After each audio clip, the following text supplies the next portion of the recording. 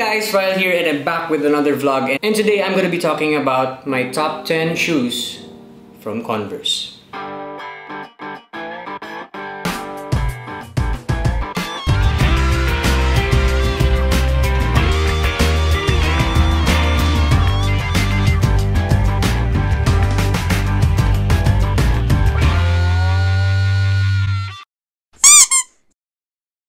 If there is a shoe that's been there for us since the beginning of time, not just kidding, since before you were even born. I mean, I have pictures of me wearing Converse since I was a kid. Bata pa lang ako, I've been wearing these shoes.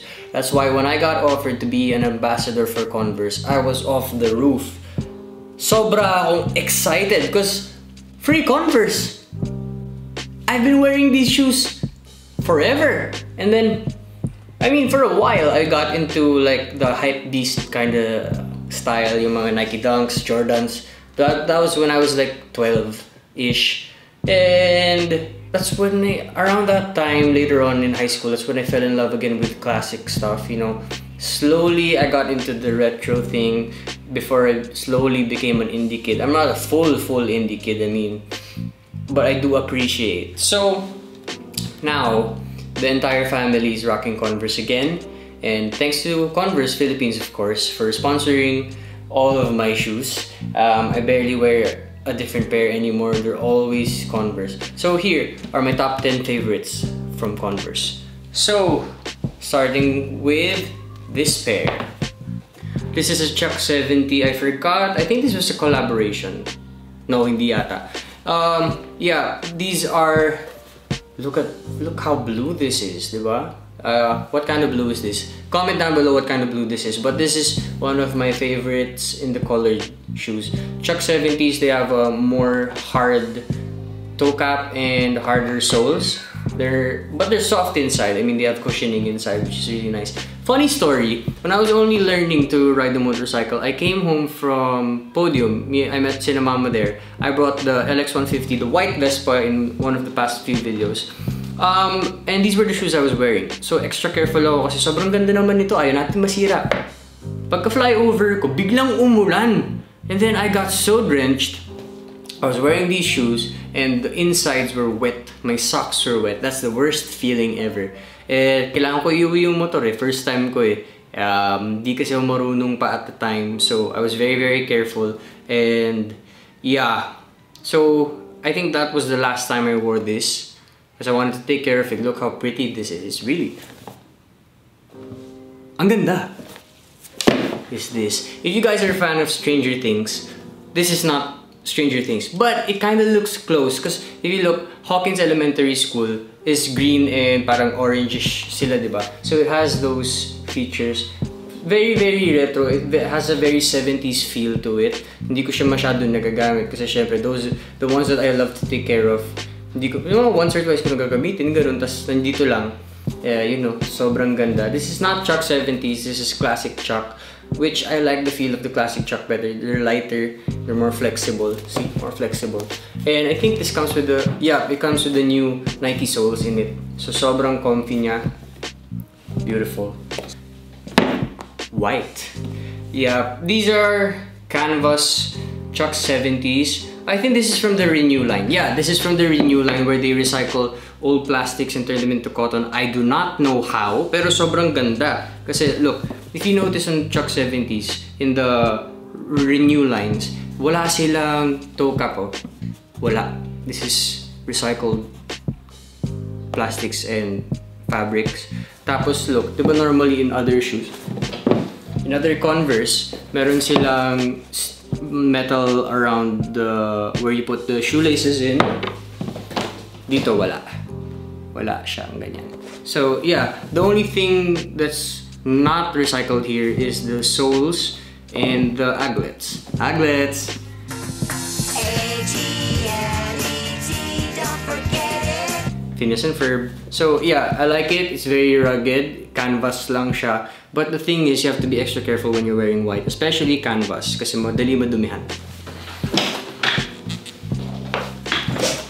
This is the latest addition to my Converse collection, and this is Converse Chuck 70 X Keith Haring. So I'm sure you've seen this print somewhere along the lines before, and this is my latest one actually. I've just gotten this a few weeks ago and I fell in love with it. I mean, ang ganda niya. I barely wear white shoes pero I've been wearing this. Not when I ride my motorcycle, of course, kasi lalo siya madudumihan. But ganda, oh. Ganda. Collaboration with Keith Haring. I think they have 2 or 3 pairs. The other one is black with the spikes sa ilalim. I want to get those also. So, yun. Black laces, Keith Haring design, red logo, and some red print underneath. Ganda. I really like this pair. Very, pag gusto mo pumorma, gusto mong feeling pogi, these are the shoes.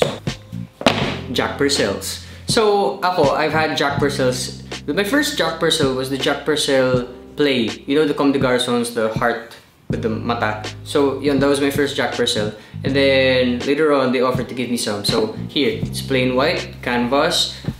The defining aspect for a Jack Purcell is this. The toe cap has a line on it.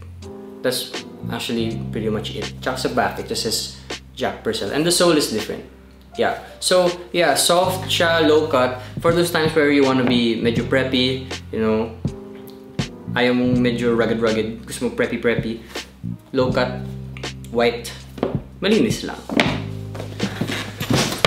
Now, these are normal chucks, low cut, pero walang shoelace. So, these are slip-ons. There are garters inside, garters siya sa loob.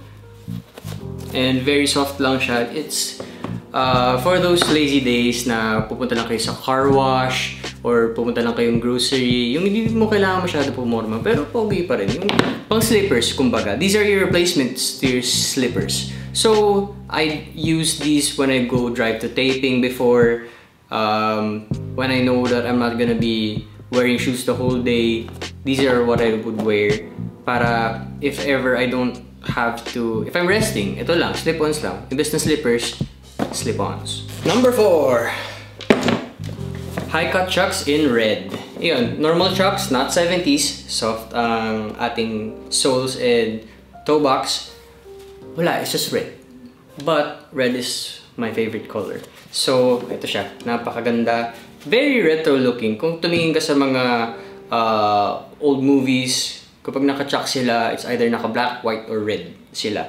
And that's why I really absolutely needed a pair of red para makomplete yung retro look natin, di ba? Number 3. This is the Converse Neighborhood Chuck. Alright, so I'm actually not sure how to define this. It's definitely not a 70. Pero, ayun. The reason why this is my number 3 is because it was specifically made for motorcycling. See? On the toe box, there is... Focus. Yan. It says shift. When you drive a manual motorcycle kasi, you have to shift gears. And that's what this is for. It's to protect the shoe from breaking. Yan yung tatama sa lever. So, downshift, upshift. Yeah, but the thing is, I'm a motorcycle rider and when I get to use this, I don't really get to feel the gears in the bike. So, medyo natatakot ako gamitin to. Even if your shoe is protected, you don't feel the bike. So, medyo A for effort. Now, Converse has been around since the early 1900s, and this is the shoe that started it all.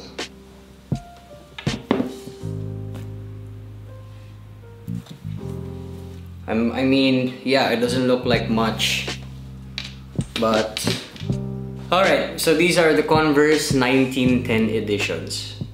Notice, hard rubber, canvas, all brown. Look at the shoelaces. They are not cotton. I think these are leather shoelaces. Now, fun fact about this pair, there are only 100 in the world. Only 5 in the Philippines, and Converse decided to give me 1. Thank you, Converse. So probably this is the rarest shoe I have in the collection. Yeah, I mean, I do not wear this. I've only worn this twice, special occasions. One was an event of Converse. Two was to accept an award. So, very, very alaga ako dito sa shoes na to. Kasi, only 100 in the world, tapos gagamitin mo, masisira, diba? Take care of these, diba? 100 in the world, 5 in the Philippines, and Converse decided to give it to me. Thank you, Converse. And moving on to the top of the list, this is my number 1. Gulat ka, no? This is probably the cheapest Converse you can buy. It's only, I think, wala pang 2K, wala pang 2,000 pesos. It's the classic black silhouette. Bugbog sarado. I use this for everything. Literally everything. Lahat ng pupuntahan ko, ito ang gagamitin ko halos. Kasi, classic. Goes with everything. I've even gone to formal events with Converse on. So, this is my favorite pair. My absolute favorite. Most of my pictures, this is what I'm wearing. Most of my dances back in the day, this is what I was wearing. I mean, look at it. It's falling apart. See? See that? So, ayun. These are my favorites talaga. My number 1 favorites. This is the same one I've been wearing since a kid. Not exactly this pair, pero ito yung gamit ko since bata ako. Pagka nasisira, ipapa Mr. Quickie. Pag hindi na kaya ni Mr. Quickie, kuha ng bago. They're not that expensive and they last long, so you don't have to buy every now and then. Also, Converse doesn't give you this one when I ask for it. They give me 70s of this one, but I prefer this one. This is more comfy. So, ito, look, it's so dirty. I believe kasi Converse is a shoe that looks better pag bugbog. Kasi may story to tell. And ang dami kong story na nasabi, lalo na sa mga bugbog na sapatos. So, there you go. So there you have it. That is my top 10 Converse shoes. Maraming salamat sa mga nanood. And I hope na if you do find something interesting that you like here, madali lang naman hanapin. Converse is on Lazada. Converse is everywhere, in every mall. So check them out. If they're hard to find, you'll find them somewhere, I'm sure. Thank you so much guys for watching. Subscribe.